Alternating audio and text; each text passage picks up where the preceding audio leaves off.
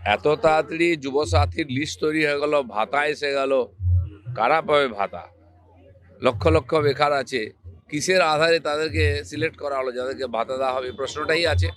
কেবল নির্বাচনের জন্য ক্যাডার ভাতা হিসেবে এটা কি চালু করা হলো?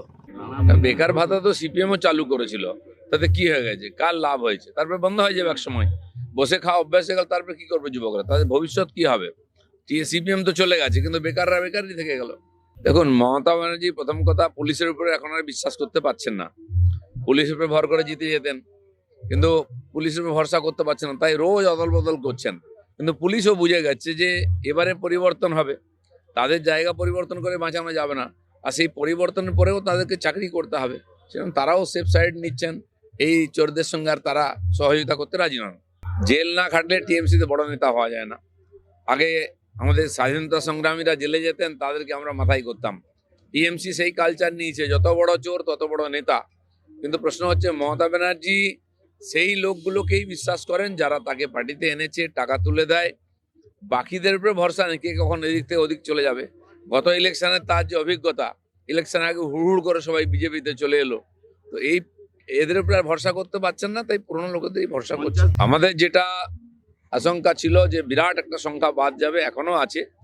যারা হাজিরা দিয়েছেন তাদের মধ্যেও বহু লোক এরকম আছে যাদের কাছে বৈধ ডকুমেন্ট নাই, যেন তাদের নামও বাদ যেতে পারে। না, এসআইআর হয় যাতে না হয় তার জন্য মমতা ব্যানার্জি চেষ্টা করেছেন, কিন্তু পারেননি। নির্বাচন কমিশন যেভাবে আর খুব সিরিয়াসলি বিষয়টাকে নিয়েছে, অফিসার পাঠিয়ে করেছে, এত নন কোঅপারেট করা সত্ত্বেও, সেই জন্য ওনারা এখনো বিতর্কিত করে এটাকে ঘেঁটে দেওয়ার চেষ্টা করছেন। ব্যবসায়ীকে মারপিট করা, চাঁদা তোলা নতুন কিছু না, পুরো পশ্চিমবাংলায় হচ্ছে। অন্য রাজ্য থেকে যে ব্যবসায়ীরা এখানে ব্যবসা করতে আসতেন, তারা আর ভয়ে আসছেন না। ত্রিপুরার ব্যবসায়ীকে এক কাউন্সিলর তুলে নিয়ে গিয়ে আটকে রেখেছিল, টাকা দিতে হবে। তো এটা নতুন কিছু না, এই সরকার যতদিন থাকবে এই তোলাবাজি, লুটতরাজ, মাননীয় প্রধানমন্ত্রী বলেছেন মহাজঙ্গল রাজ, সেদিকেই যাচ্ছে ব্যাপারটা। মমতা ব্যানার্জি পুলিশের উপরে যে ভরসা করবেন সেই সুযোগ পাচ্ছেন না। যাকে ভরসা করতে যাচ্ছেন দেখছেন যে সেও আর তাদের কথা মতো কাজ করছে না, কারণ সবাই নিজের ভবিষ্যৎ ভাবছে। এ সরকার থাকবে না, কিন্তু কর্মচারীদের থাকতে হবে। সেই জন্য উনি সবসময় নতুন নতুন লোককে নিয়ে এক্সপেরিমেন্ট করছেন, কাকে দিয়ে কাজটা করানো যায়। গুন্ডা মাফিয়া যারা টিএমসিতে আছে, যারা ভোট জেতায়, এখন কমপ্লেন হয়ে গেছে, এক্সপোজ হয়ে যাচ্ছে, 2 দিন অ্যারেস্ট করবে, 3য় দিন ছেড়ে দেবে, কারণ এরা ছাড়া টিএমসি ভোটে জিততে পারবে না।